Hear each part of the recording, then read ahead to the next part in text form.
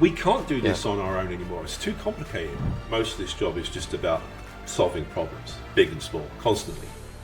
I literally have worked on things in publishing where they never had a build after a year. It's actually one of the biggest problems with game development is having clear goals that everyone can get behind and are actionable. It's amazing how often that doesn't happen. But efficiency is not the goal. Making something good is the goal. What are the common traps that you see producers falling into most often? That's a really good question.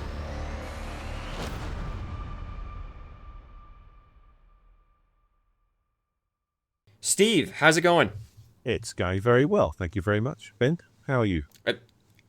I'm happy to be here. I'm glad to be talking to you. Who's Steve Sargent? Oh, well, I'm a video game producer. I've worked at very big companies, very small companies, startups. And I've probably pretty much done every type of game on every platform over the last 30, 35 years or so. I've spent my life basically making horrific mistakes and seeing things go wrong and trying to figure out how to get out of it. What are you trying to create in your approach to production? Like, what do you see as the role of production within a studio? At a high level, the way I look at the job, especially at Blind Squirrel, and it'll probably apply to a lot of places, is we're there to help everyone else do their best work.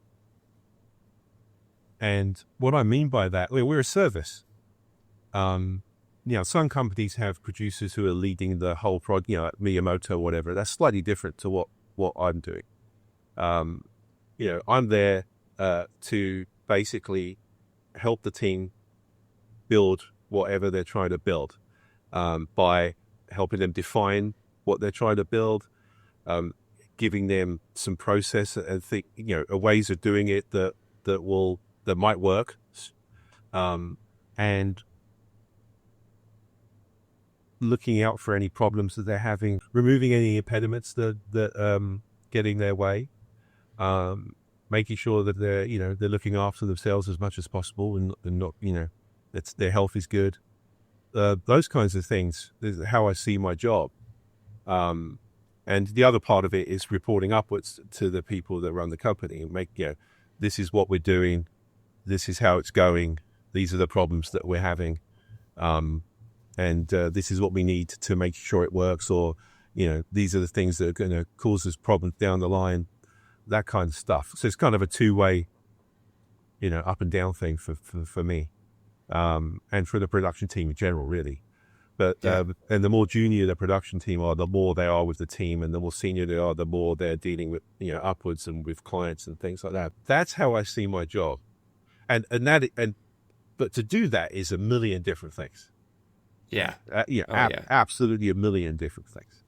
Yeah. Yeah. So I always laugh when someone asks the question, or I see someone try to answer the question, can you give me the life or a day in the life of a producer?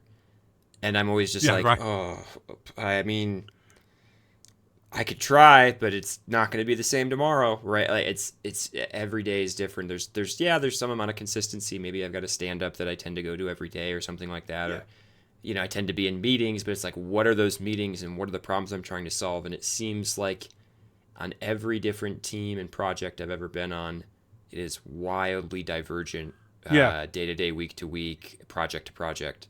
Yeah. I mean, that's interesting, right? So to talk about Blind Squirrel a little bit, Blind Squirrel does lots of different types of projects. And we have everything from a couple of people working on somebody's tech stack to a whole team of people building something from nothing to a finished product, and pretty much everything you can imagine in between. And all of those projects have different needs and requirements and wants and clients and what have you. So one of the things, so I tried putting a process that is as light as possible but consistent, so that it can be applied to all these different projects. And that's something that's worked pretty well here. What does that consist of? Like, what is, because, that is one of those classic problems. And I view there as this thing of if I was at Blind Squirrel, what would I want to see? I'd Right. want to see a consistent culture across everything, right? I want to, so the culture at a foundational level, the culture is the same. But as you said, with so many different project types, we don't want to all be doing the exact same process top to bottom. And if we did, we would probably be wasting a lot of people's time and money. What it would fail. So It would fail. Yeah. yeah, Yeah. and maybe you have experience. I don't know, but like, what have you? There's an interview question I used to ask, and the interview question was because I would do tech screens Right. for like agility and collaborative human development of things. And one of them I would say is if you only had 3 rituals or artifacts, right? 3 meetings or artifacts that you could have, what would your top 3 be? And when you were describing that, it reminded me of that question of like, well, what is that? What do you view as that foundation on the process where you say, look, this is the lightweight thing that all the teams abide by that allows them the flexibility to adapt to their project needs while still creating consistency throughout the org. Yeah. So, I mean, on a very high level, the way I kind of try and run things is I hire very, very smart people who are problem solvers, because most of this job is just about solving problems, big and small, constantly. And then I give them a framework of things that they can use. Now, they don't have to use all of it. There are some things that are immutable. And so I'll talk about the immutable stuff. And let them get on with it, right? And trust them to get on with it. And then I'm always there if they have a problem. Mm-hmm. And then I check in on them every few weeks. It's like Scrum in that sense. I like Scrum a lot. I like the sprint format. I like having an iteration of software, and that's what I encourage. Is build something, play it. Have a plan. Always have a plan. Doesn't matter how complex the plan is. In fact, the lighter the better. So then you just get started on something. Mm-hmm. Right? Build it and then keep iterating and keep changing the plan. I mean, that's the Scrum essentially. So the only stuff that's really immutable in our organization are we call them a PSR meeting. It's a project status report meeting, because we might be working for a client that has their own sprint reviews and their own sprint planning and all that kind of stuff. So if we're doing that, then we're not in those because that's the client's space. But we have our own thing every 2 weeks for every single project we have. It's called a PSR, a project status report. And it's what it is. It's a project status report. And it has about 50 different things in it, different KPIs that we track. And the point of that meeting is to have a discussion with the team about how's it going, what are you doing, what are you doing next, what are your problems, how can we fix them, and it consists of tables of information that they have to fill out. It only takes about half an hour to 40 minutes to fill it out. It's not like that laborious. But things like team health, we have a system that tracks that information gets put into this report, so we can see how people are feeling about things. What are the major issues they're having, how they track into their milestones, what's the risk register, what are the current top risks, those usual kind of stuff. But it's just all in one place.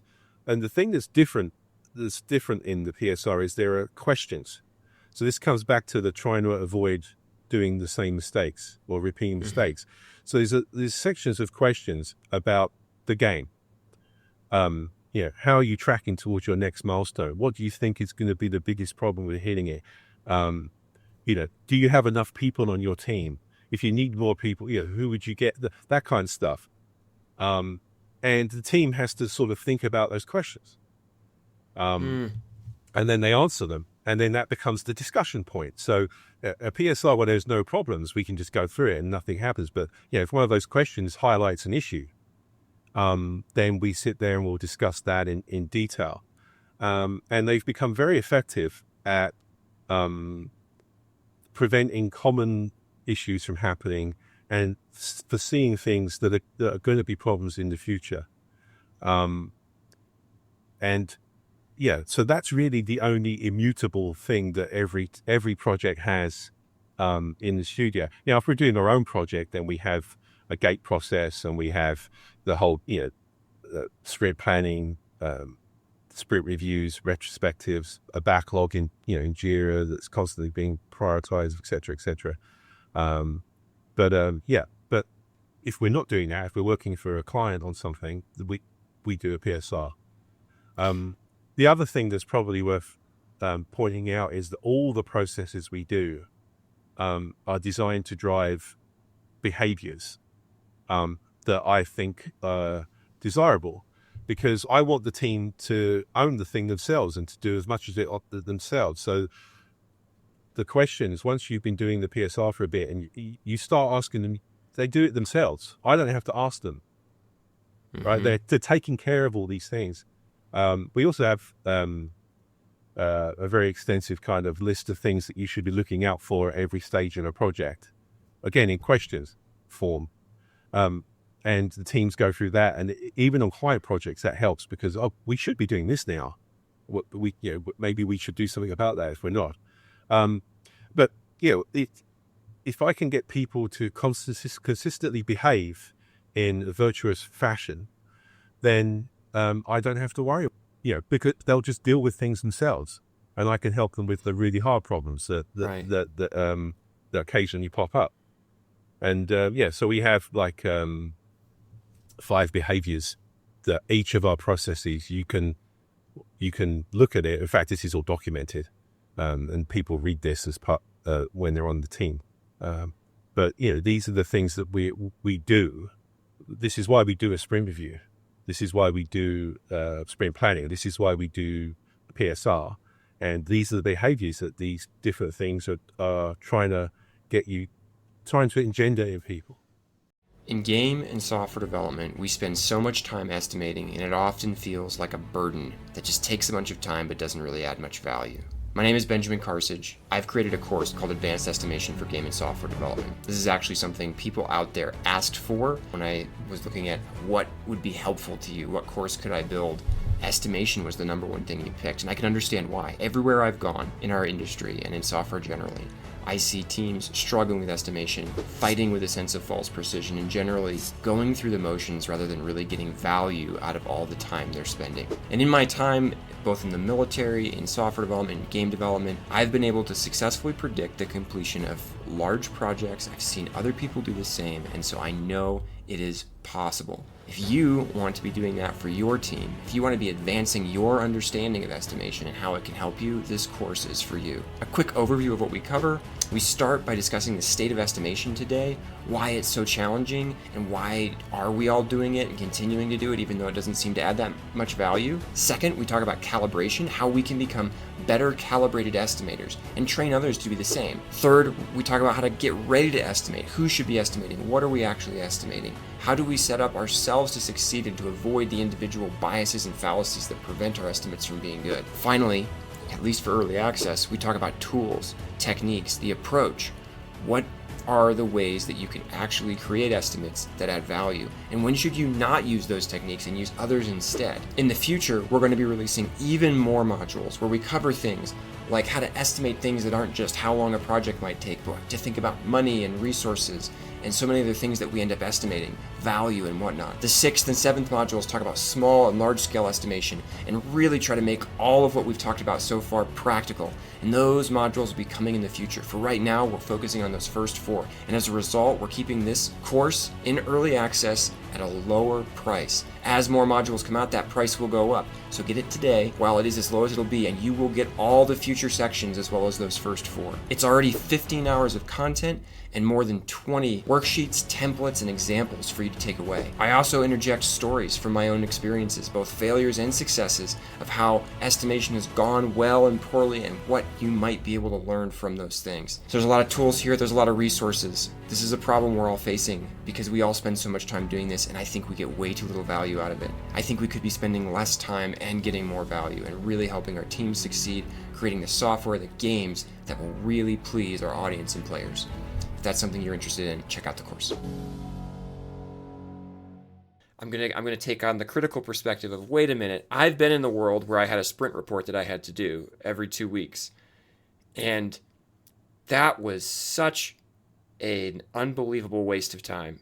It felt like, just in so many ways. I'm sitting there, and it's like, maybe it even had questions, and I'm like, oh, am I red, green, yellow? And like, everybody's green or yellow. No one's ever red. And if you ever go to yellow, then you get, messages from the senior producer or the executive producer. Somebody's gonna give you a hard time, and like, why didn't you complete your sprint points this week like you were supposed to? And like, and so I see the other person who goes, oh man, spending 40 minutes a week every 2 weeks or whatever it is, like you said, the PSR is every 2 weeks. Spending 40 minutes having to fill this thing out, isn't that just wasteful? And isn't this just reporting for the, how do you just not become a contrived, gamified mess? Because let's face it, in many places, that's what it ends up as, right? It's like we're all just playing this game of like, how do I not get, I remember in the military, this was something I experienced a lot, was you're just like, you figure out the game, and then you figure out how to play the game. And none of it's real, but we all play it because that's what we do, right? And like, we all waste this time. No, I definitely worked at places where the reporting mechanism was like that. Well, there's lots of different responses to that. The first one is, it depends on the quality of the people that are in the room talking about this, going through this process, and why they're there. And we're all there because we want to make the best product we can, and we want to make our clients happy. And we take it very seriously. They're the only meetings on our calendar that never get moved ever.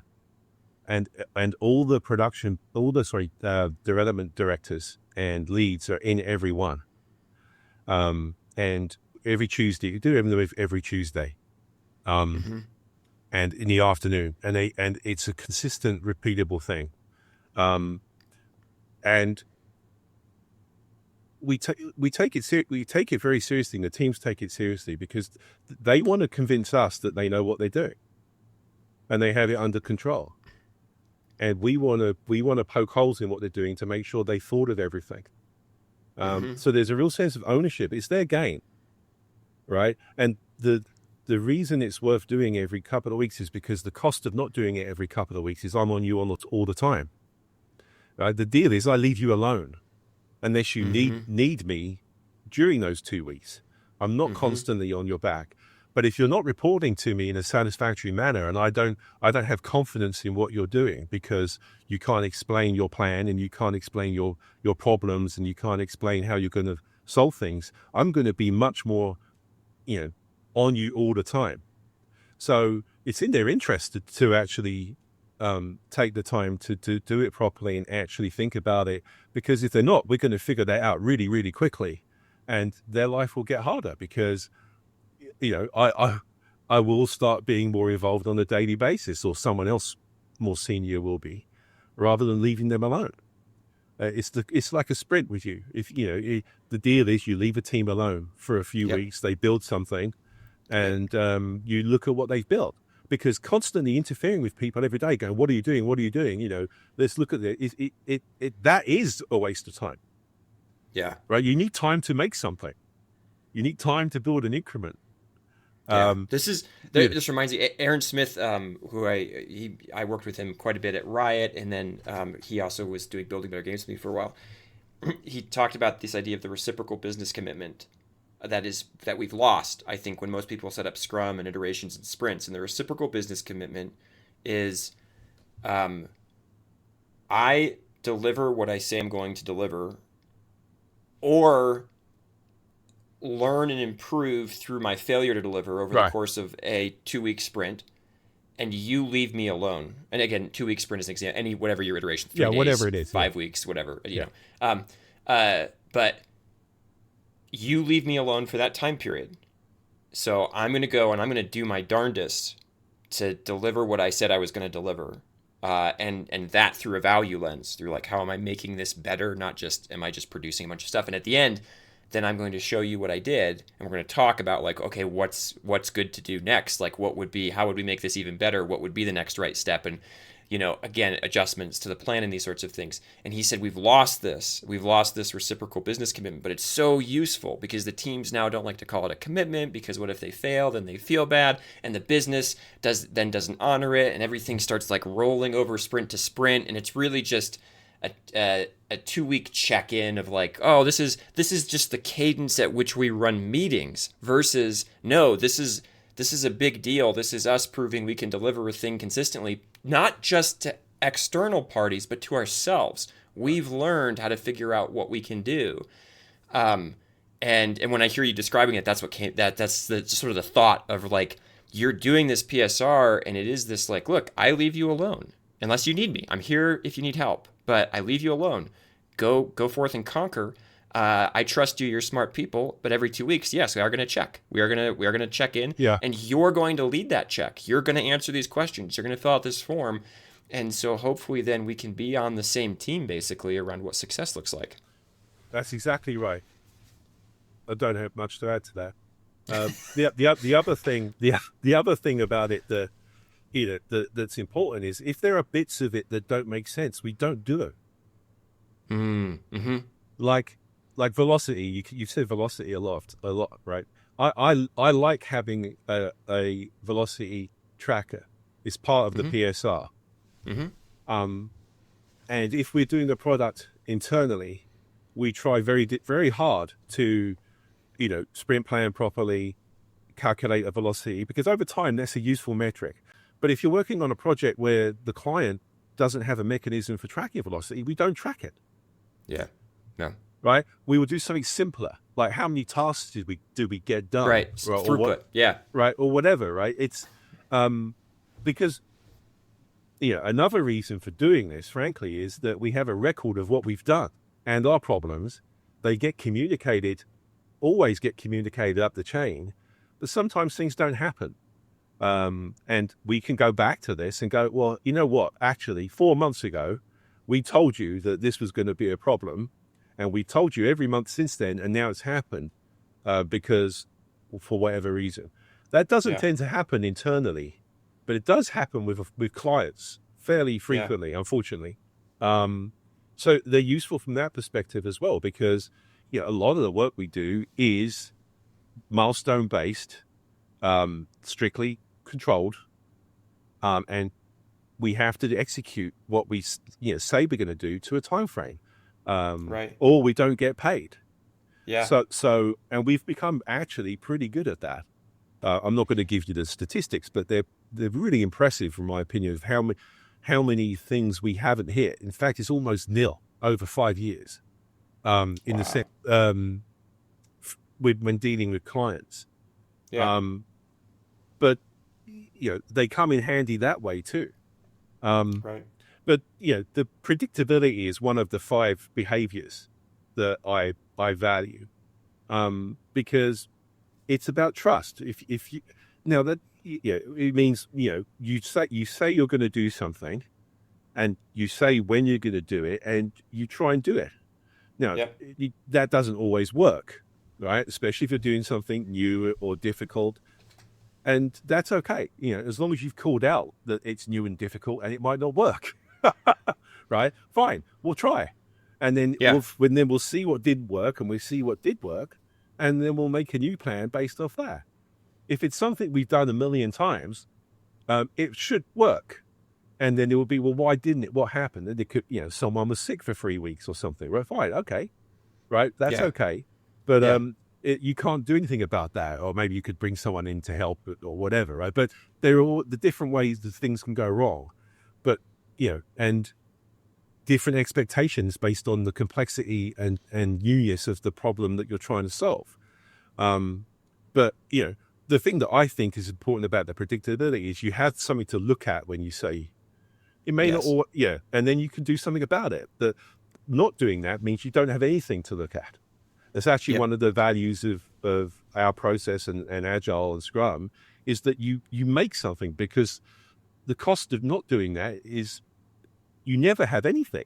And a lot of games back in the day were like that. I mean, I literally have worked on things in publishing where they never had a build. You've been that actually worked after a year.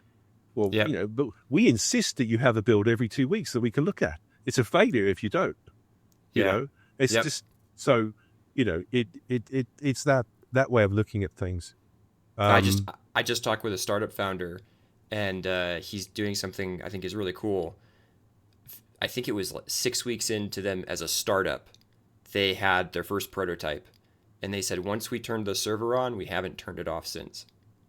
We continue to check into that main line, and so we can see it, we can play test it whenever we need to. It is live, and I think more companies could benefit from that mentality, because it forces something. It forces you to think about things like stability and how does this actually impact all the other changes that are going on in the build, especially when you get to scaled teams doing this sort of thing. But go ahead. Well, it's about transparency, which is another one of the five. Okay, behaviors. so we got predictability, we've got transparency. Right. You need to know where you're at.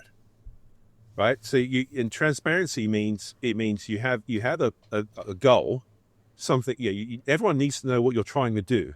It's actually one of the biggest problems with game development is having clear goals that everyone can get behind and are actionable. Right. It's amazing how often that doesn't happen.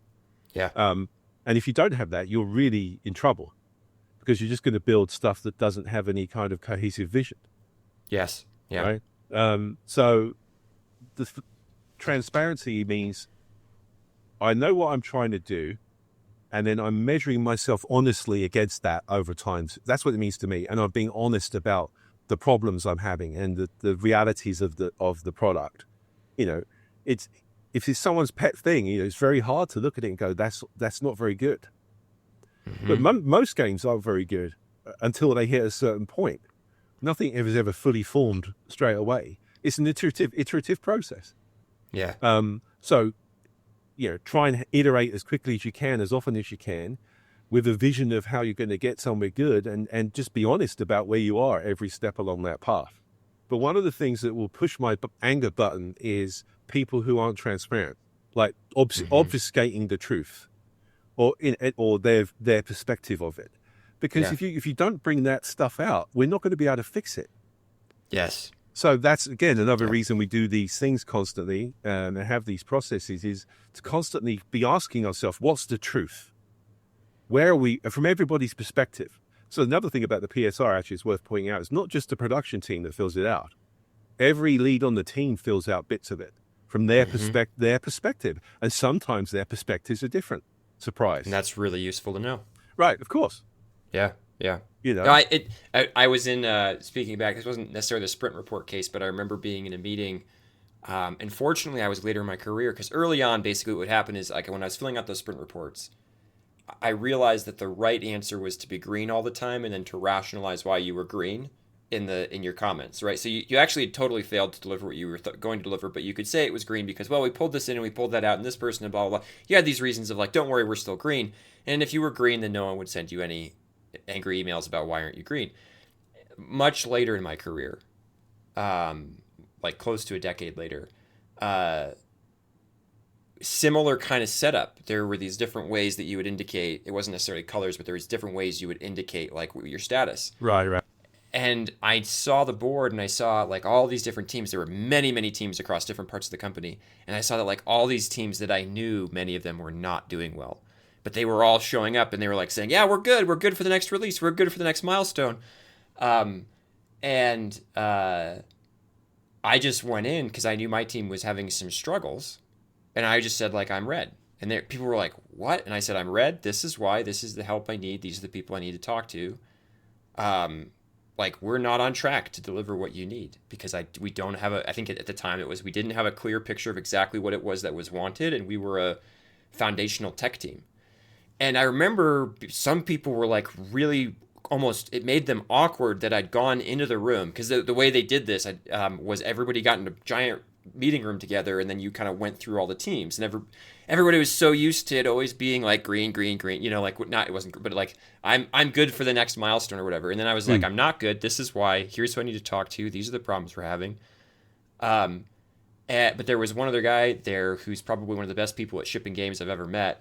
And he was just like, I think he was like, that was a good update. Like, people, we need more of that. But The reality was that the people who regularly came in, if you regularly came in, and at that point in my career, I was a little bit more confident. So I was able to just like, look, I know some of you aren't going to like that I'm doing this, but I'm going to be transparent. But there were so many incentives in that system that pushed against that transparency. Right. A lot of sorry. No, go ahead. Yeah, and a lot of systems are like that. And we try and have an environment that's not like that. For exactly the reasons that we've been talking about. It's antithetical to doing good stuff, right? Yeah. You have to be honest. And what you did took a lot of courage because... Well, it was experience because I'd done the other thing. Right. And like you said, it blows up eventually. Right. Like it doesn't run forever. But it becomes a mess. But if you're incentivized to constantly rubber stamp things, at the end of the day, you're going to have a massive problem because you're not dealing with the problem at the earliest possible opportunity. It's just pushing it all down the road, and then you have a train wreck. And but that takes courage to do that in an environment that doesn't value that, and that's why it's one of these 5 behaviors, right? It's incredibly important. The other thing you did was you took ownership, which is another one of these 5, right? It's the third one. Predictability, transparency, ownership. We're going through a list. I love it. But yeah, I mean, ownership is about feeling trusted. You have for people to take ownership of something, they usually have to feel trusted that they're being trusted to take that ownership and know that it's okay to bring up their problems. Mm-hmm. Right? Because if you're not going to take personal responsibility for something, if you're just going to get in trouble every time there's a problem when you're doing something difficult. Right? Because what we're doing is very, very, very difficult. So I want people who take ownership, and they have a personal sense of responsibility to make the work as good as it possibly can be, given the constraints. And part of that is going, well, I have a problem, and maybe sometimes it's, I made a mistake. Okay, well, what are we going to do to fix it? Yeah. But if they don't tell me that they've made a mistake and they don't tell me it's a problem and we have a massive problem down the line, that's when it's like, well, why didn't you bring it up sooner? What you must have known about it. And that's what the PSR is designed to avoid by asking those questions. And there's a balance you're trying to strike because I think, again, coming back to the critical position of something like a PSR, any kind of reporting at all is, oh, but that means you don't trust me. But I think it's there, the idea of look, default to trust, and then also this idea of trust but verify. And it's I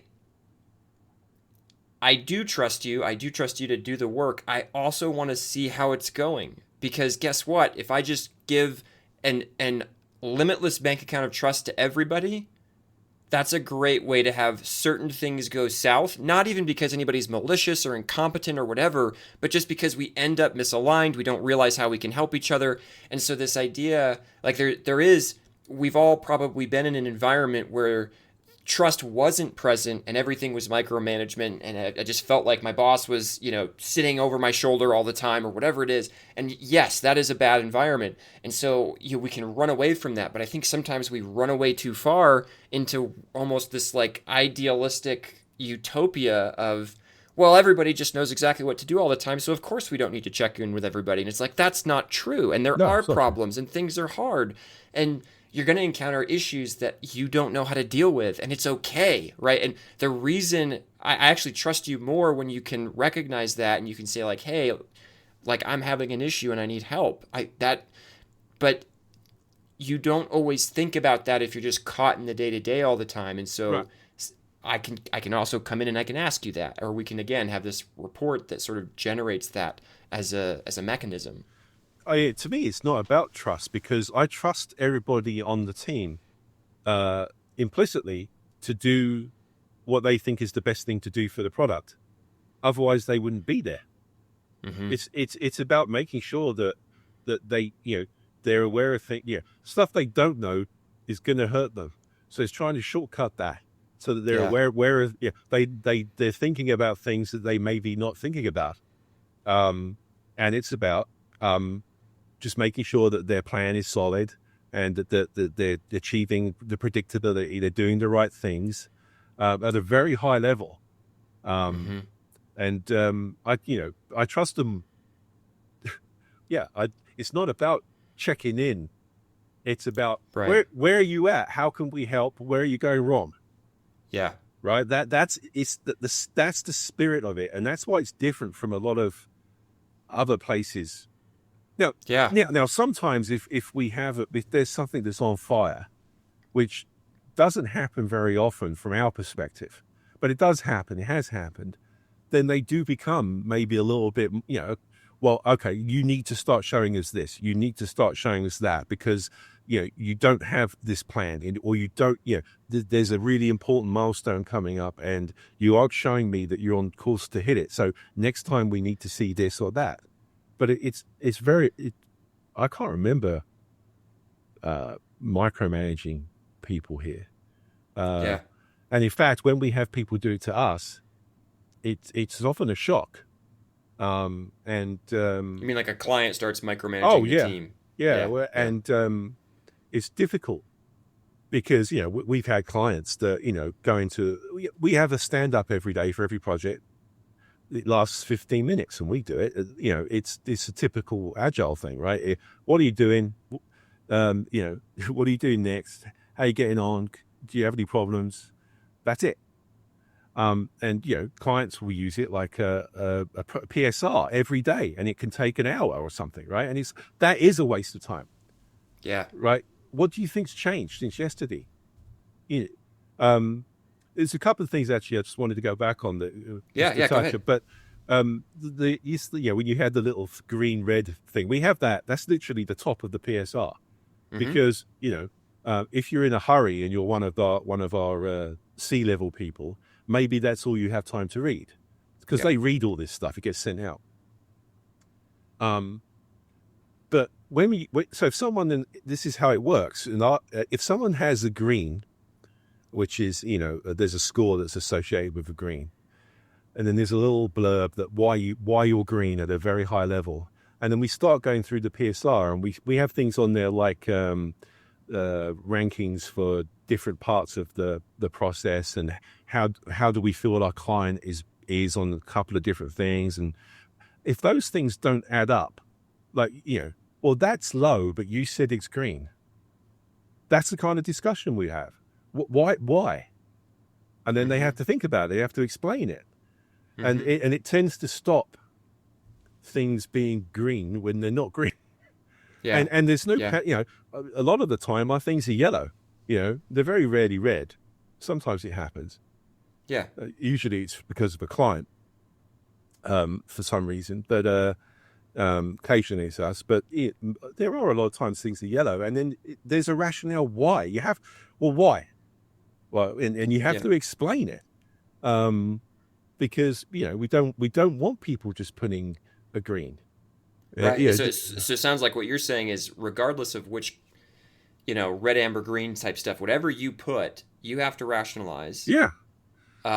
Even so, you can't just be like green, no comments. It's like, no, green, we have to justify that. And also, I think the other thing I'll throw in there is it has to be okay to put a red status. Of course. It has to be something where somebody can put that and not feel like now I'm in trouble. Now everybody's coming after me because I put red on the status report, right? Because that's how you end up with people who say, I'm never putting red again. Like I will rationalize yellow or green till the end of my days to avoid what just happened to me because I put red once and how much that made my life hard. I can't give an example. I can't give a named example, but we had a project we're working on recently that was red for a bit. All right, so we had to discuss why, and there were a list of enumerated issues that came out of that we dealt with, and then it became a yellow and a green. That's how it should work. Yeah, right. Right. That's the point.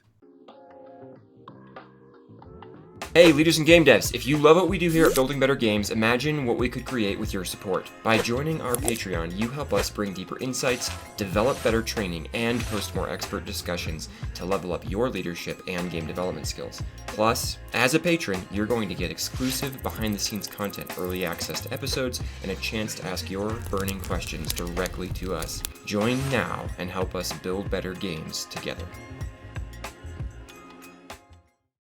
There's an extreme position, which is any meeting ever is Right. a waste and overhead and keeps us from working. And I think this misunderstands the nature of collaborative human endeavor, which is if we're not able to talk to each other and get on the same page about, like you said, the big picture goal, where we're at right now, all these different things, we will not make good decisions in our local day-to-day work to enable us to succeed. Well, it's very hard to do this job on your own, Yeah. right? I mean, unless you're the guy who wrote Stardew Valley, which is another one of a brilliant game. Right. But a very much an exception to the rule and an very much. insanely long development cycle. Right. It's a team sport, right? We can't Yeah. do this on our own anymore. It's too complicated. And you want a team that's greater than the sum of its parts, right? You want everybody to amplify each other and do something that they couldn't do on their own. Teamwork is the fourth behavior. Okay. Right. All right. Right. Predictability, transparency, ownership, teamwork. I love this. Right. So teamwork is incredibly important. And you don't become a team by standing in silos from each other, not communicating. You have to train together. You have to make stuff together. You have to build things together. You have to play together. You have to have a common way of going. Tug of war, right? It's one of the simplest team sports in the world, right? But if you're not all pulling at the same time, you lose. And that's what's planned. That is what the planning is for. It's making sure you're all pulling in the same direction and going, after a common goal. That and everybody can then execute their relevant parts of it to build something as a team. So when people say planning, I've worked at some companies that take 5 weeks to plan a freaking 2-week sprint, right? Or whatever. Or actually, not worked at, heard of. Yeah. Right? Because that wouldn't fly on Planet Sarge. But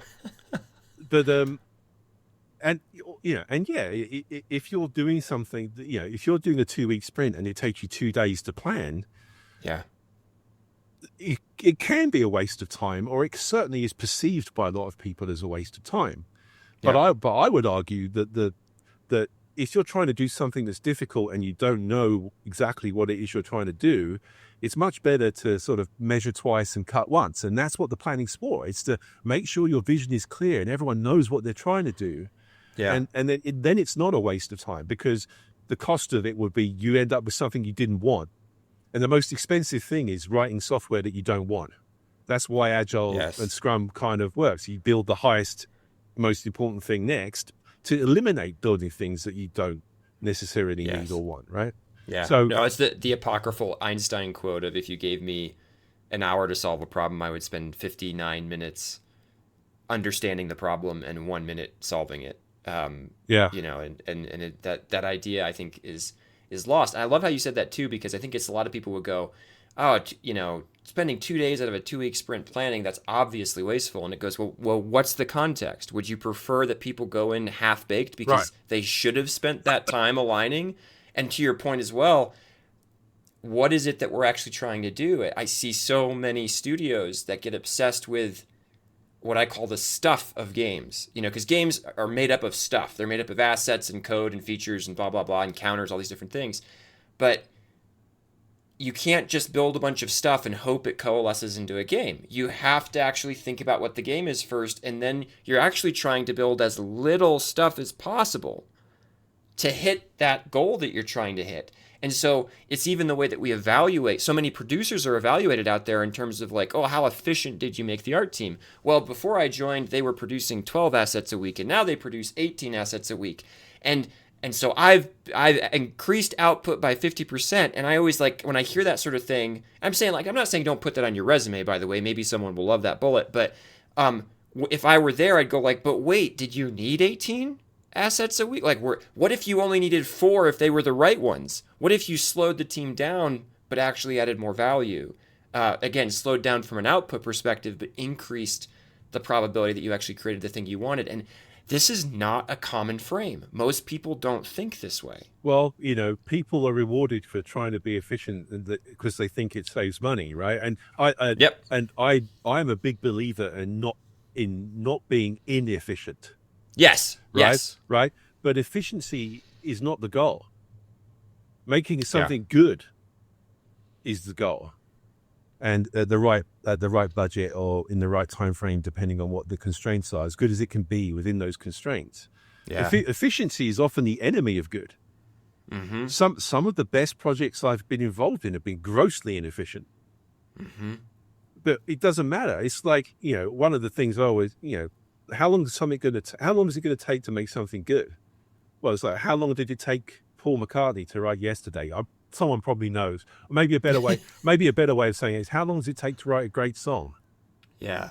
I could write a bad song in 10 seconds, right? Or it might be genius, but I don't know. Right. Yeah. But I know the process that I have to go through, and I can start, as I start doing it, I can see how it's forming, and I can see that it's going to be good or not so good and what needs to change. But that's not efficient. Right. It's as efficient. You can make it as efficient as it can be, but that's not the goal. The goal is to make something good. And like I said, do you think Rockstar are efficient? Yeah. Do you think Nintendo are efficient? In the sense that they don't have loads of stuff that they throw away and build and then just discard because it's not what they want. But they had to go through that. I'm a big fan of Stanley Kubrick, right? So I don't have heroes, but if I had a film hero, he would be him. And there's lots of things I like about him, mainly the fact that he worked outside the system on his own terms. He was really an auteur. He did everything, as much as he could himself. And all of his films, almost all of them, are classics in their genre. Literally the best of that genre. The best science fiction movie, the best black comedy, the best war movie, the best historical movie, one of the best horror movies. All that is just almost peerless, in my opinion, in terms of Western cinema. Mm-hmm. And one of the things about him that I like is that he didn't care about being efficient. He would do 100 takes of something. And his rationale was that, in cinema, they'd all rehearsed it before. And he wanted that thing that was beyond that, the thing that really took it to the next level. And to get that, you had to go through it so much, you unlearned your preconceptions of what it was to film that scene. And that's why one of the reasons why all this stuff is so remarkable, because he's pushing people beyond their comfort zone to do something that they didn't even conceive of when they started. And that just takes time, and it's grossly inefficient. But the result is classic film, classic film, classic film, classic film, classic film. And we can't always do that because we're not Stanley Kubrick. But when people talk about being efficient and, we can reuse all this stuff and blah, blah, it very rarely works out that way. You want to remove all the inefficiencies and bottlenecks and things that get in the way. But sometimes you just have to keep doing something over and over again until it's as good as it can be. And that's not efficient. Yes. Oh, I love it. I'm very much in the same camp. I think one of the challenges with efficiency is there's so many different axes to be efficient in that if you look hard enough, you can always find some way to justify your existence because, I made something more efficient. Oh, I got us more efficient in terms of time in meetings. I got us more efficient in terms of budget spend. I got us more efficient in terms of number of assets created. And it's like, but wait. And I've seen producers actually chase that, especially junior producers. I think it's a trap for juniors and sometimes mids where there's like a chasing of, I could be efficient over here. I could be efficient over here. And I'm like, stop. What is it you're trying to do? Like, what is the big goal that you have for this team? I would prefer you hit that goal, to your point, than that you be efficient in 5 different ways. Right. Because if you can say, well, we achieved what we were trying to achieve and players love it, that means so much more to me than I saved 10% off the bottom line team spend in server costs or something. Right. Now, I spend a lot of my time trying to remove gross inefficiencies and things that are getting in the way of the team doing their best job. Mm-hmm. Because one of the things I often say is, let's make the simple stuff simple so that we can focus on the hard problems. Love that. So I don't want things like spinning up a new project or how we record information or the PSR to be laborious. I want them to be as easy to do as possible, because I want the team to spend their time as much as possible working on the game and solving the hard problems about game development, not the things that have already been solved. Yeah. So I'm really gung ho about removing those kinds of inefficiencies, things that get in the way of people actually working, to the point of, annoying people about it oftentimes, right? But I see that as part of my job of going all the way back to the beginning of, helping the team do their best job, right? Yeah. Is get rid of the crap that the team has to deal with. And if you have a process that, you've come back to this many times, that's constantly getting in the way, you're actually hurting the team. And I remember when I was a junior producer, I would sit next to people and watch them work because I thought I was helping, right? And I wasn't helping. In fact, I was doing the opposite of helping. I'm putting that person under pressure. But it was my job to make sure it got done. So that's what you would do. And I remember my good, one of the guys I used to work with, Appy, Mark Antoine, he smokes a lot.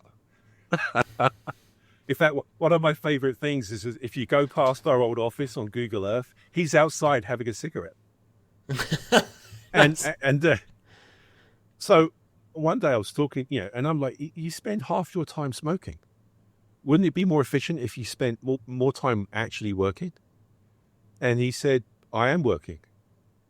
This is when I'm actually doing all the programming. Typing it in is just the last step. And that really hit me. And it's so true. And just because someone's not sitting there actually physically performing activity doesn't mean they're not working, especially if you're doing something that requires a lot of thought, right? Like engineering something. It does. Most of it's here. It's not this. That's just yes. Right? And different people have different ways to do it. And his way was to go outside, look up at the sky, and smoke a packet of cigarettes. And then he'd come in, and the thing would be executed in half the time. Right. But you have to be able to trust people. That's when people. If people have different ways of working and they get great results, trust them to get there. Yeah. But I remember that hit me really in a big way. It's like, that makes a lot of sense. And I'm like that too. If I'm writing a complex document, most of it's done in my head when I'm doodling around. The writing of it is the end. I'm making an estimation course right now, and I think about how long I spent thinking about the estimation course and trying to think about the outline and like doing all that. And then it's actually like now I'm getting to the last step where I'm recording myself speaking through it. And I'm like, oh man, this part's so fast. But someone ignorant would go, why don't you just do that at the start? You just seem to be able to run right through it. And it's like, no, I had to go and frame it. I had to go create I did an outline. I did the script. I did the long deck. Now I can go through it. But I couldn't have done that before because I had to actually frame it in my head. And now it makes sense to me. And now I can speak and record and do these little videos and stuff. But that's why you have the PSR and the script reviews every so often, not all the time, because you have to. The important thing is you build something every so often. How you get there in between is up to you. I'm trusting you to deliver me something that I can look at, but your steps to get there, I don't really even care about that much. Really, I care about what the result. Yeah. And if that means you sit down for 3 days and think about it and then that's what the planning's for in some respects, right? As long as you deliver something that's of value, that's the important thing. Yeah. But we work with people who are like, well, you've been working on it for 3 days and I don't see a commit yet. Are you all goofing off? It's like, no, we're thinking about it. Yeah. Yeah. And because they're in an organization that's incentivized based on the visible keep going, that doesn't things. Incremental progress that doesn't actually add up to anything. I actually worked somewhere when you were talking earlier. It made me really think of this. About the person churning out the different. I did more art this month. Yeah, I worked somewhere where they decided they were going to start giving programmers bonuses who wrote more code. Oh gosh. Yeah, no, I know. And we're in a meeting about this, and I'm like, that's ridiculous. Because what's going to happen is they're just going to write less efficient code. You Yeah. you you want to incentivize them to write less code. And so what happened was people started making these giant, unrolled functions with lots of comments and just absolutely just to make it look like they'd written more code. And it Oh lasted man. about a week. Right. Of You know, course. Of course. yeah. Yeah. But people aren't stupid. If you're Yeah. incentivizing them to do that, that's what they're going to do.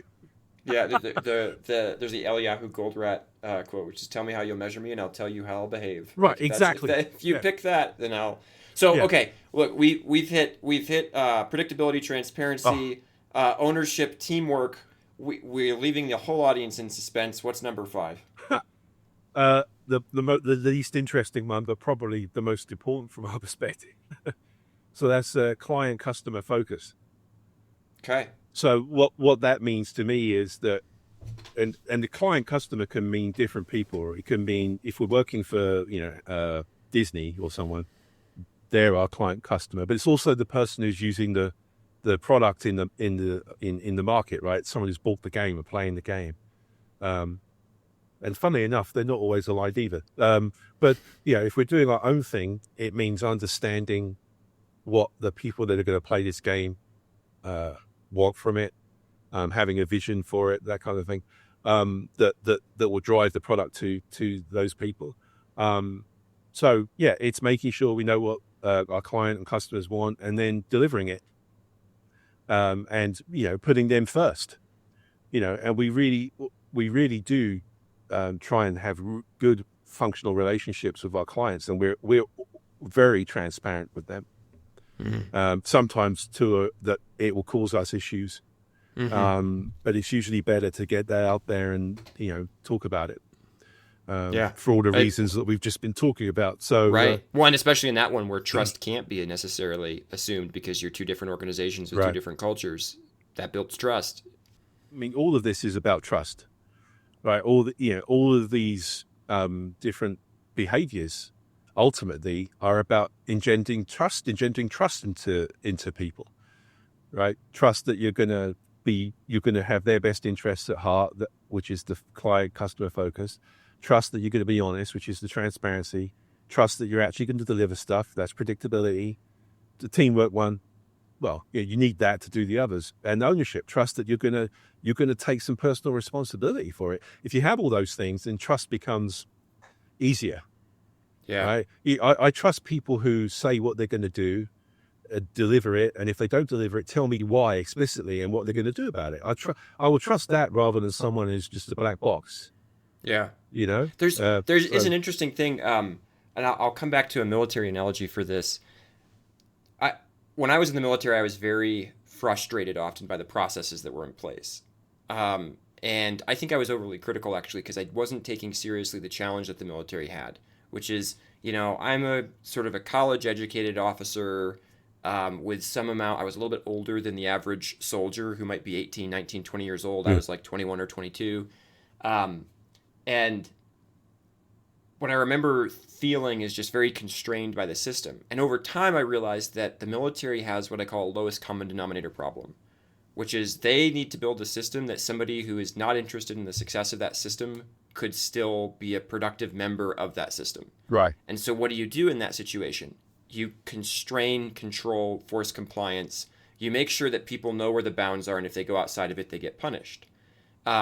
Because, the 19-year-old or the 18-year-old who just joined the army because they didn't know what else to do, they may not have the best interests of their own life, much less the unit or everybody else. And so I control them. I make sure they're at PT. I make sure they eat. I make sure they're in formations. I make sure, all these things are very controlled. And I get on them when they mess up. What's fascinating is when you look at special forces, They're different. very different, and it's Yeah. different. Because they're different, the structure around them is different. They have much more leeway now, despite the fact that, I was in a Cav unit in Fort Carson, so it was like we were it's a scout unit, so we would do like small vehicle scouting in warfare and stuff like that, and every day we needed to do PT, and it was at a set time, and it was like this time to this time. not all special forces units operate that way. In fact, often they have a lot of leeway about when they exercise and how much they exercise. Why? Because in a special forces unit, I trust everyone to exercise on their own and to keep themselves in peak physical condition. And not only that, if they started not doing that, me as a leader, I probably don't even have to address it. My guess is the teammates around them are going to address it with that person because they're like, that's unacceptable. You're lowering the bar. You're lowering the standard for what excellence looks like. You're a Green Beret or it's Navy SEAL or whatever you are. Like, we do not tolerate you sucking at what we're supposed to be good at. And so despite the fact that there's a lot less rules, the higher autonomy is provided because there's a proven trust there. And when I think about game development, I've often tried to figure out, well, where are we on this? And it's like, and what's interesting also is that I think the system encourages one or the other. And so if you are always building the lowest common denominator system to try to make sure no one screws up, then you get a lot of people who would screw up without that system. But if you build the system that says, look, I give you autonomy, I trust you to be the expert and to take care of yourself and to do the research on becoming better at your craft, and not saying I won't help you with those things, but then I'm more likely to attract people who are going to thrive in that environment. And if you don't, you're going to self-select out or we're going to remove you. We're going to see that you're not able to operate in this environment, that you're trying to take advantage of the system. And so much of what you've described, even this idea of trust being so foundational to many of these things, pushes towards that idea of I want to treat my team like special forces. I want to treat them like it's not the special forces, they don't have to send reports up. They do. They still have to check in. They still have to make sure, they still have to pass their PT test just like I did. But we have a high trust that they're going to pass, that they're out, and if they're not, that they're resolving that issue. That is a really good analogy. Yeah. So anyway, a lot of stuff as you were going through it, it made me think of that. And how do we build systems? Because if you use process as a way to force compliance, you will not get the best work out of creative people, in my opinion. No. I mean, it works in factories, things like that, right? Or in warehouses, but we're not doing that. We're not. I mean, there are sometimes elements of the work that are a little bit like that. Like if you have to churn out a load of very similar assets, it does become a very, it's a waterfall pipeline-y kind of process, and it is a bit more closely controlled. But if you're trying to do something that's not that, which is most of what we do, that has some element of more creativity to it and ambiguity, you have to be able to improvise. And that's why you have to have smart people who can solve problems, because I can't be there every day to solve every single problem. Yep. Right. So you need to have people who are good at doing that on their own, trust them to do it, and make sure they're thinking about some of the problems, that maybe they're not thinking about, but give them space. And, I often use an analogy. I haven't used it for as much frequently, but used to use it, which was, I want to give people enough rope that they start feeling it, a little bit choked sometimes. Yeah. But I'm not going to let them choke themselves. Right. Because that's how you learn. Right. You have to, you learn by doing it, and you have to be able to make some mistakes to learn. I just don't want to make one that's going to kill us. Right. So, I mean, that's another one I often use is, we're a sports team. We're like a sports team. And the best sports teams, I mean, they have a plan, but they have to adapt.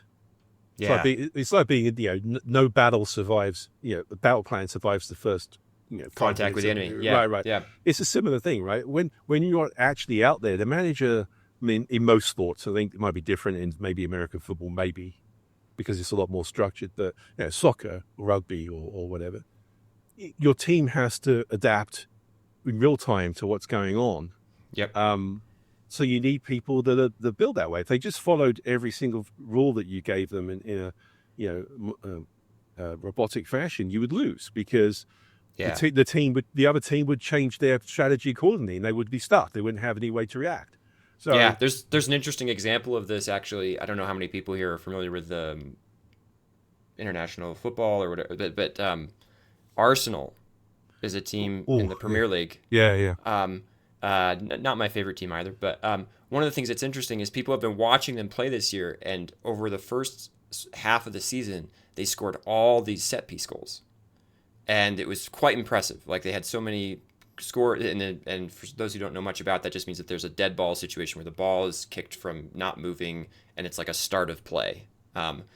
And so anyway, they were scoring all these set piece goals, and over the course of the season, I think they've been scoring less and less. Yeah, and I think so.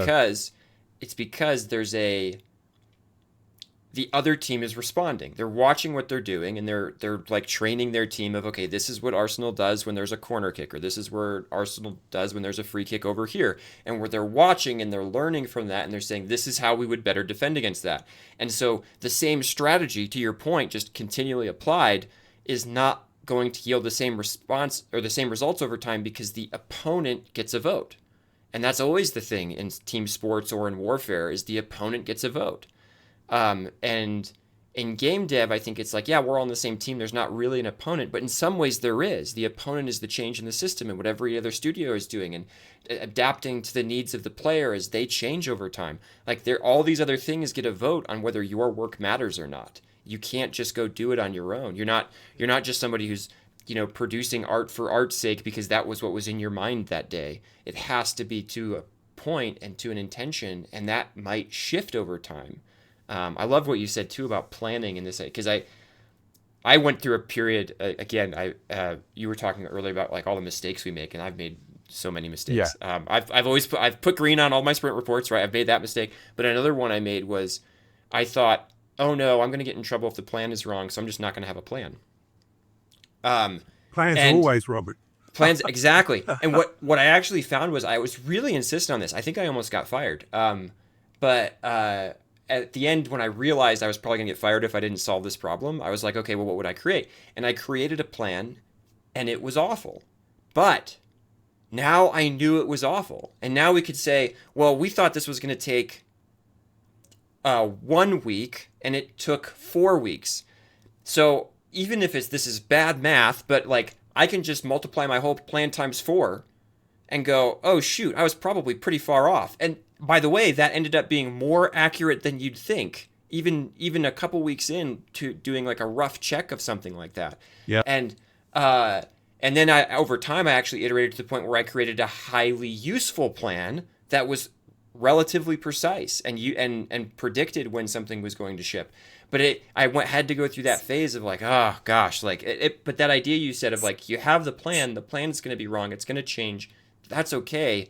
The plan, something else I went into the military, plan is a common basis for change. It's the thing that we can all start with, and we can say, okay, this is what we think is going to happen. Oh, life changed, like the world changed. Of course it did. But now we know what we're pivoting from. And so we can pivot together instead of kind of starting with nothing and then something changes and we all go, what do we do? And it was like, well, what were you going to do? Right. What makes sense to change? Well, it's you plan often, frequently, and some people find that scary because the old way of doing things, or in fact, a lot of companies, not game companies, tend not to do this, but the military does this. You're building and you build all the requirements up front, and that takes a massive amount of time. Yep. And then you execute, and any kind of change is seen as a failure, and you have to go back to the beginning again. Yeah. Right. Well, whereas what we're doing is go, okay, we always have a plan at the beginning. In fact, one of the first things I always do if I'm running something is I will build a high level plan for the whole thing just to see if I think it's in any kind of scope and start making cuts immediately. Like this, this doesn't make any sense. But I know that that's going to be completely wrong in terms of the detail. And people always confuse detail for accuracy. It's like if I make something super detailed, it's going to be accurate. No. In fact, often unless you really know what you're doing, at the big, if you're doing something you've done before, maybe that can be true. But if you're doing something different, that's not going to be true. So don't, have the smallest amount of detail you need to take the next step. Yeah. And try and work that way if you can.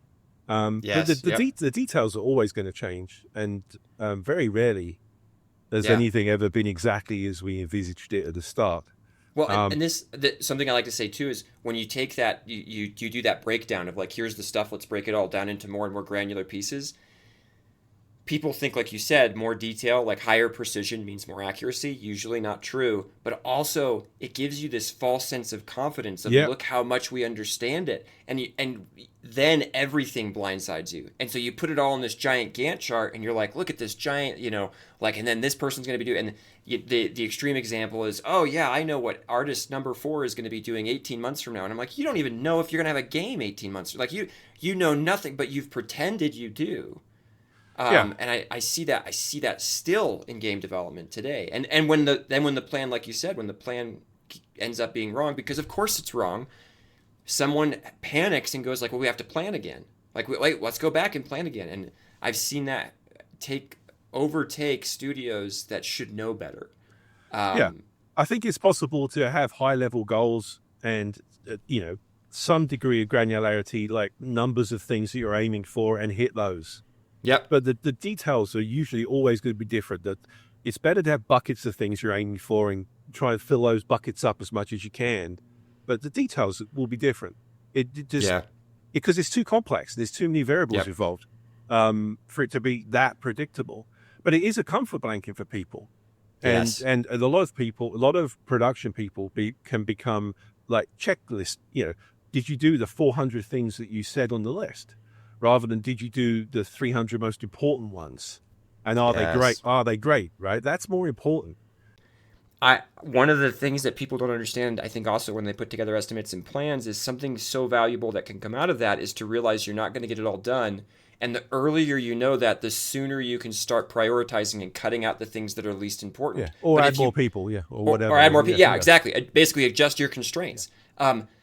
But if you don't, if you pretend that the plan is just going to fit and it's all going to be right, and you get people to give you the right answers for estimation, like, hey, how long is that going to take? And by the way, it can't take longer than 2 months. And then the engineer's like, I guess it's going to take 2 months then, right?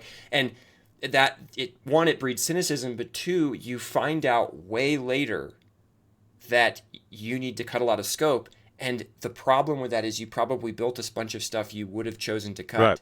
And so now you never get that time back. Where the way you were describing it is, if I can get a rough but accurate plan, now I can start making calls well in advance about, hey, what is it we're not going to get to, or we might not get to, and how do we make sure we do the most important things? Yeah, I agree. There is a little bit of nuance to it, though, because I also think that people have a tendency either to be wildly optimistic or wildly conservative. And you don't want either of those, right? Yeah. Like if everyone's conservative, then you're not going to push. So I want to have slightly aggressive goals, or because I think then you're pushing for things, but not unrealistic goals.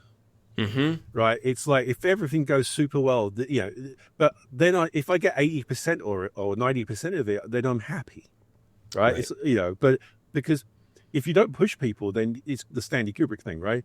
If you're not pushing people to some degree, if everyone's just comfortable, you're not always doing your best work. You need some sense of urgency and, at least sometimes, right? Yeah. So it's about finding a balance of that. Some companies go way too far, right, and just crunch everybody all the time, and that can create great products, but there's a massive human cost to that.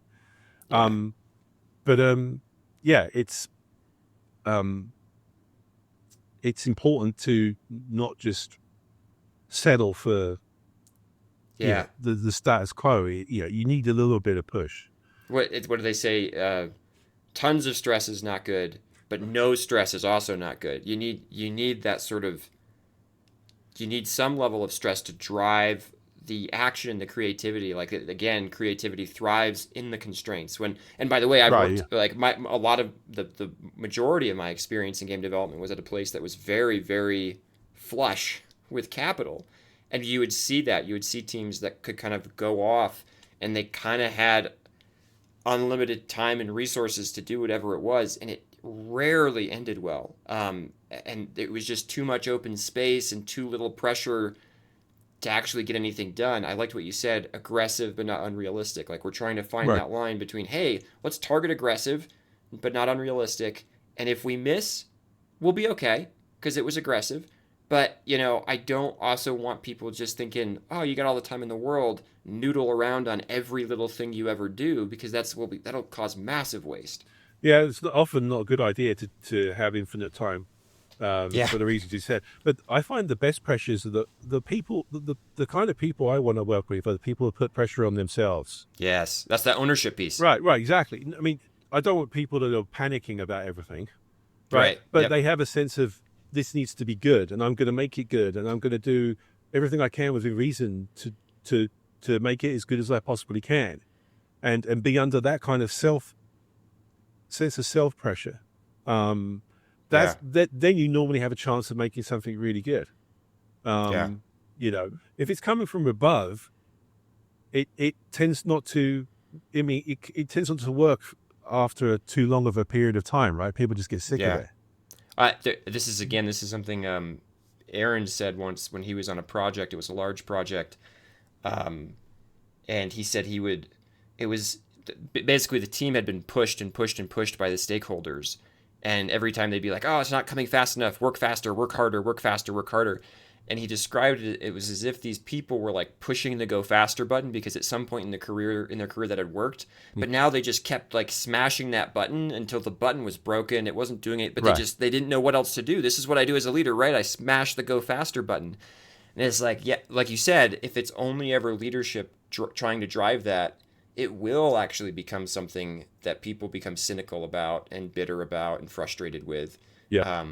How do you create that environment where instead it's the individuals that are like, I'm driving this, and some of that's hiring and picking the right people, and Yeah. some of that's the system you create. I wanted to jump because I know we're Oh, go ahead. Just one thing. I Yeah. also I Yeah. think about detail. I think it's important to understand the pipelines that you use for building things in detail. Given that Yes. they will change too over time. But if Yes. if you can understand those things, you can optimize them and make them and reduce friction during that process, and that does Yes. make things more efficient.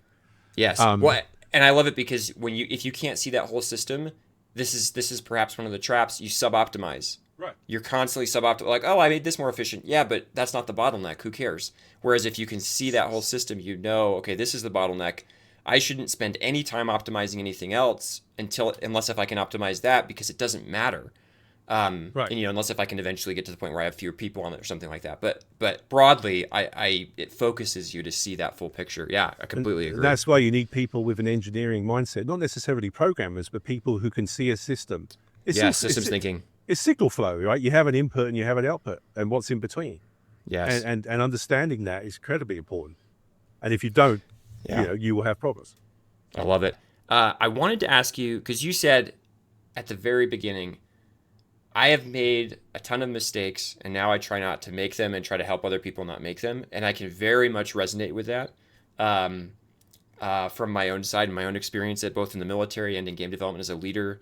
I had all kinds of dumb things I did, and they taught me a lot. You've also now led production organizations and teams of producers a lot. What are the common traps or mistakes that you see producers falling into most often?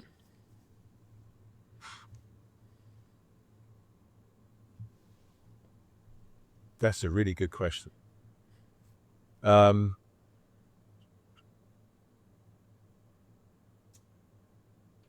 understanding, I think there's a couple of things. Not understanding what they're trying to do. They understand the sort of super high level, this is a list of things that we're trying to make, but they don't understand why and how they go together. And a lot of that is experience, right?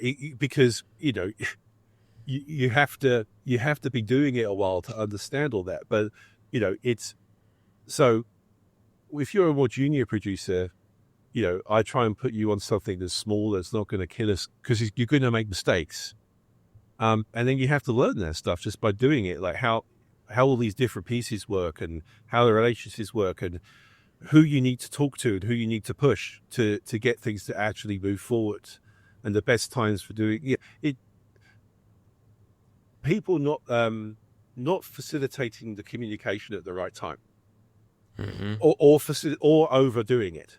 And Mm-hmm. that's a common mistake, especially with more junior people. Is I have to constantly be talking to people like this. No, right, but you need to do it enough that they know that you're helping them out, and that's what some of our processes try and avoid. Right, it's leave the team alone. Right, Right. talk with them in the morning. If they have a problem, be there for them. Make sure they're planning their sprint. You need to set one of those up every couple of weeks, right? Make sure they have the sprint review, but you know, don't micro. So we try and circumnavigate some of that. Thinking it is not playing the game is another one, Mm. right? It's like I checked everything off the list. I'm done. Well, no, a game is not a checklist. It's a thing that you play. It's an experience. Yeah. So you need to play it, and you need to be looking at it, and you need to be going. You need to have an opinion on if it's good or bad, or what could be better, or where what the issues are, because everybody's opinion is important on that. But if you're building a product, you're not building a list of things. Mm-hmm.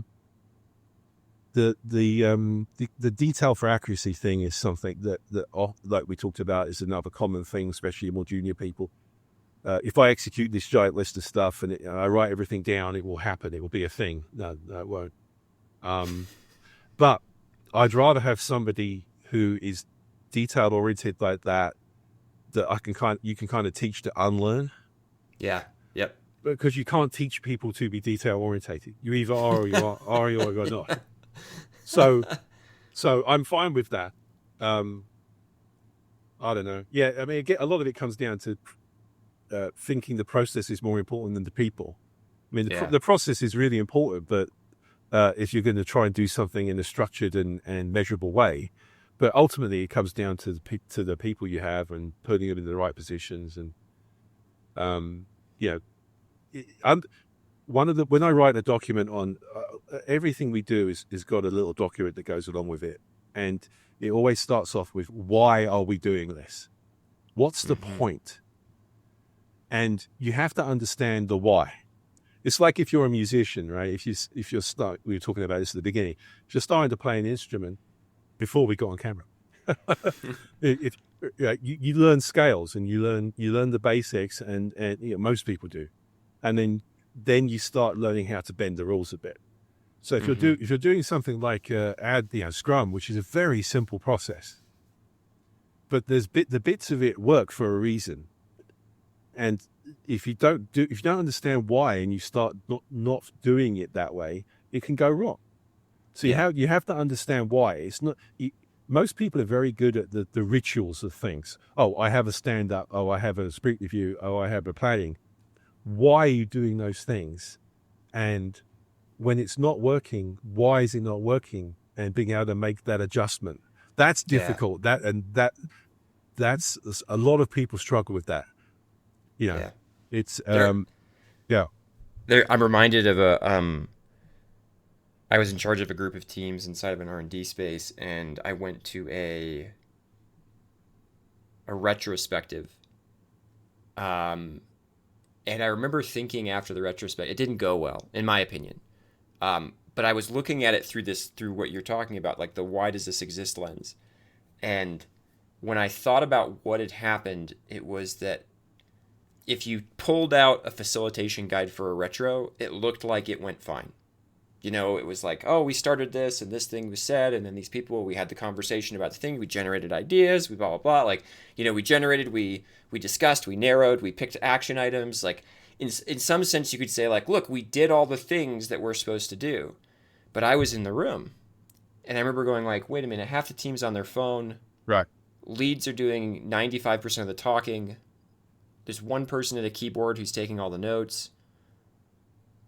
Like, leads are taking all the action items. The number of action items doesn't seem appropriate. Nobody seems to believe they're going to get done. And for me, there were all these things that were popping off as like the why of continuous improvement for an organization of any size is not being realized here. And in fact, I see cynicism and frustration from the team about being sort of locked in this room for an hour or an hour and a half, whatever it was, while they do this stuff. It's just like, oh, this is just a burden that I have to engage in as part of my job, versus this is the way that we become better together. And And to me, it's that classic example of like they had the how figure, like we knew how to do a retro, but we did not know what it should look like or why we were doing it. And when it came to like the meaning of it, and that is, I think that's so common, is there's sort of a rote process that is followed, be it planning or anything else. Even the 3 questions in stand-up. I'm very okay with teams like throwing away the 3 questions of what did you do yesterday? What are you doing today? You know, what blockers do you have? I'm like, look, if those help, great. If that drives the right value that a stand-up should drive, awesome. If it doesn't, ask different questions or change the structure or change the shape of this. Well, what is a stand-up for? It's for the team to talk to each other. Yes. This is, and discuss issues. Right. Are we aligned on where we're trying to go today? Right. Yeah. I mean, and the questions are just there to help people do that because a lot of people are uncomfortable having those kinds of discussions. Yes. But just get them talking. Right. But yeah, it is exactly. That's what the PSR is for, is to get people talking. Yeah. Right. Yep. It's a conversation. And absolutely. I completely agree with what you just said. It's, there is a common problem. Yeah. Understanding why is critical to anything. And, if I can't explain why we're doing something, then we shouldn't do it. Mm-hmm. Right. So, just cancel it. Just cancel it. Yeah. I love that too, because I mean, there's the argument that someone might make around like Chesterton's fence, right? Like, hey, sometimes something is there for a reason, but honestly, in most teams, if you cancel something and it turns out it was really valuable, it'll show back up. It will show back up. It'll show back up. It's not a big deal. It's like people who keep everything in Jira and never delete things. Well, we might need it someday. Right. Yeah. No, get rid of all the cruft, and if it's really important, it will come back. Yes. And if it never comes back, it doesn't matter. Isn't that great? Isn't that great? We don't have to think about it. It doesn't have to occupy space. But, retrospectives are a good one because, the point of the retrospective is how did it go? What can we do better next time? What are some things that we might want to try to make things better? But where it usually falls down is nothing ever changes. And that's why people become cynical and bored of being in. Yes. If you're constantly in an environment where there are problems and nothing ever happens to sort them out, it is depressing. And we have a saying for it here. It's the black hole. There's something, it just gets put into a black hole and nothing ever happens about it, and everyone's on the outside, right? And we try very hard not to have that happen. Mm-hmm. And on the development side, I think we've become very good at that. If something doesn't change, we try to explain why, because sometimes there's a reason why that we can't make a change. Right. But you discover that there was a reason for it, right, or something. Right. Yeah. But if you can't articulate that, then people are going to stop even volunteering information, and then you're back to the lack of transparency, and everything becomes a problem because there's nothing more frustrating than talking to an empty room, and seeing nothing happen about your concerns, which is why producers are there to solve everybody's, make everyone else's lives as easy as possible and help them do their best work. They're the people that are actually responsible for fixing those problems that come up in those meetings and try to resolve those issues. I love it. Yeah. I love it. You had the list of topics as well. Is there anything else that you really want to hit on there? Okay. Because I think I would continue talking, but I'm also, again, I'm conscious of time and also like the editing burden. Forever's gonna. Well, you could always do another one at some point, I suppose, if you really wanted. I would be up for that. Let's do a couple things to wrap real quick, and that's just gonna be usually I just ask like, hey, this has been awesome. Anything you want to point people to? Any like call to action for people, places they should go check out? Oh. You want to get a bunch of LinkedIn messages? Probably not that many, but. Well, when I got in the industry, there was a really nice chap called Bruce Jordan who used to run a company called Novagen in England, and he gave me my first kind of job, and he was always so kind, even when I was literally a 15-year-old annoying brat, constantly pinging him. So I always, if someone wants to ask me something or wants to have more information about something that I'm talking about, I will always respond to them on LinkedIn. Yeah, I'm not going to give everyone my email address on here, but if you hit me up on LinkedIn and you want to talk about something, I will talk to you, and I might give you my email address, and we can go backwards and forwards if that's of value to you. Great. Yeah. Every time. We'll put your LinkedIn in the show notes for Yeah. sure.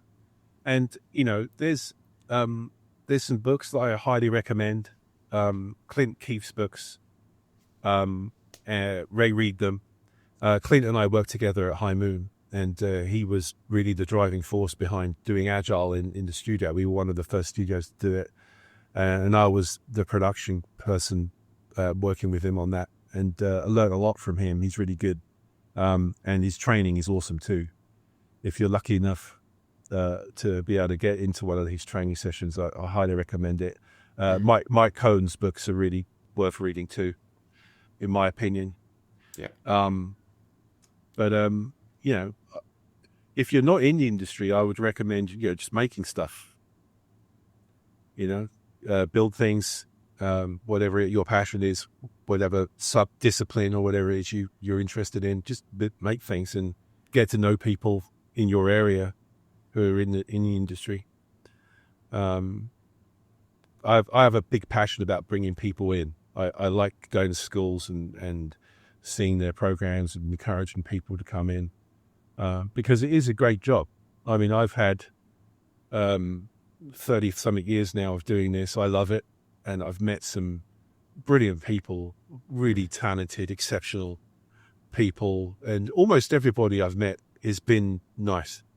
I mean, there's always a couple, but in general, it's people are in this thing for passion and for doing a good job and for making cool stuff, and it's very rewarding from that perspective. And I hope it continues to be so, despite my pessimism about some of the stuff that's coming down the line. Yeah. Great. Okay. Thanks for having it. It's been brilliant. I've really enjoyed it. Thank you so much. No, likewise. This has been awesome. We'll also put a link down there to Blind Squirrel Entertainment. So I think. Do you have a? Oh, go ahead. Yeah. So, we have a product called Cosmorons. Okay. It came out as part of the Xbox Fest. I've probably named that wrong, over Christmas. But there'll be some interesting news about that real soon. And cool. And this might come out in a few months, so it might be in the past. So go check it out. Yeah, go and check it out. Cosmorons. It's a great game. Cool. Multiplayer PvE. Awesome. Shooter. Okay. Well, I think that'll do it. I have very much enjoyed this conversation. I love how you've been able to break down the approach you use to production. Talking through, predictability, transparency, ownership, teamwork, and customer-client relationship. Was that the last one? Customer-client focus. Customer-client focus. Yeah. There we go. And like those five, and just that the overall approach you're using, I think is what I wish more people used. And I'm glad it's working for you. I think that's a great test case that like this stuff does work. And there are better ways to do things, and we can find them. So thank you for coming on. Thank you for sharing your wisdom. Hard-earned. So I appreciate it. Yeah, that's true. All right. Cheers, Sarge. Bye. Until next time. See you. Bye-bye. Thank you. Bye-bye. All right. Here's a quick summary. I thought there was a lot of really good points in this one, but I'll give you my top 9. So first, the production job has a simple goal. Make everyone else better. Whether you talk about this as force multiplication or helping others do their best work, that's what we're trying to do. That's the point. Despite that simple goal, the number of different things you might need to achieve to do that as a producer is far more than you'd expect. There's a lot more to this job than meets the eye. Second, Reporting is a part of many large organizations. While it is easy for it to become problematic, it can be done well, and it's worth it to try to bring up the right conversations on a regular basis. Finding the balance between overbearing and non-existent communication and reporting is a skill worth developing at multiple layers of any organization. Third, asking questions may be a better way to have the right conversations about how things are going than staring at a bunch of key metric numbers on a PowerPoint deck. We want people thinking about where things are at and how it's going, not pretending metrics can perfectly capture how a team is doing. Fourth, there are 5 values that Sarge talked about at Blind Squirrel: predictability, transparency, ownership, teamwork, and customer client focus. All of these build trust between different parts of the org and potentially outside orgs. When absent, each will cause dysfunction in some way. Big question for you: how does your organization do at all 5 of predictability, transparency, ownership, teamwork, and customer client focus? Fifth, if you don't know why you're doing a process, that's a problem. Figure it out or remove the process. Sixth, be wary of chasing efficiency too much as a producer. This is sort of a junior mid trap to often fall into. Many failed organizations chased efficiency all the way to bankruptcy. Many highly inefficient orgs managed amazing success. You want to be creating great experiences for players. That must come first. Seventh, don't confuse typing on a keyboard and using your mouse with the only time work happens. The most important work game devs and you will do is going to happen between their ears, sometimes when they're not moving. Eighth, if you create a highly controlled work system, you will get a lot of people that need to be highly controlled in your organization. If you create a system that empowers people, you will get people who like being empowered. Be deliberate about your system and context. Ninth, process is not more important than people. Remember which one serves the other. Getting it wrong leads to dysfunction and an ever-growing bureaucracy. Okay, hope you enjoyed that episode. Thank you.